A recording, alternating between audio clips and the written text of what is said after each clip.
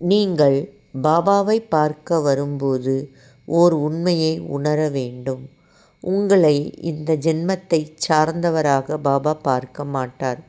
பூர்வத்தில் நீங்கள் யாராக இருந்தீர்களோ அவர்களாகவே அவரது கண்கள் உங்களை பார்க்கும்.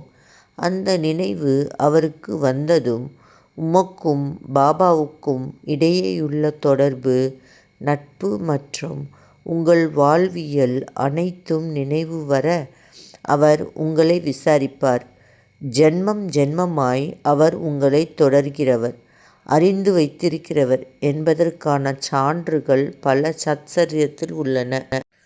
ஒருமுறை சாமா நார்கே என்ற பக்தரை பாபாவுக்கு அறிமுகம் செய்து வைத்தபோது பாபா, நீ அவனை எனக்கு அறிமுகப்படுத்துகிறாயா? 30 பிறவிகளாக நான் அவனை அறிவேன் என்றார். புரந்தரே என்ற பக்தர் பாபாவை சந்தித்தபோது 7 நூற்றாண்டுகளாக அவர்கள் இருவரும் தொடர்பு உடையவர்கள் என்றார். அவன் 2000 மைல்களுக்கு அப்பால் இருந்தால் கூட அவன் இல்லாமல் ஒரு பருக்கை கூட நான் உண்ண மாட்டேன். எப்போதும் அவனை நினைத்து கொண்டிருப்பேன் என்றார். சாமாவுடன் 72 பிறவிகளில் தொடர்பு உள்ளவராக இருந்ததாக பாபா குறிப்பிட்டிருக்கிறார். சத்சரிதம் கூறுகிற பாம்பு தவளை கதை மிக பிரசித்தமானது. அண்ணன் தம்பிகளான வீரபத்ரப்பா, சென்னபாசப்பா ஆகியோரின் முற்பிறவி கதைகள் பற்றி பாபா கூறினார். பாபு என்ற குழந்தையின் முற்பிறவி, மறுபிறவி பற்றி பாபா பலமுறை கூறியிருக்கிறார். முற்பிறவி தொடர்பு இருந்தால் மட்டுமே நாம் பாபாவிடம் வர முடியும். சத்குரு ஒரு பக்தரை ஜென்மம் ஜென்மமாக தொடர்கிறார். இப்படித்தான் நீங்கள் போன பிறவிகளின் தொடர்ச்சியாகவே இப்போது பாபாவை தரிசனம் செய்ய வந்திருக்கிறீர்கள்.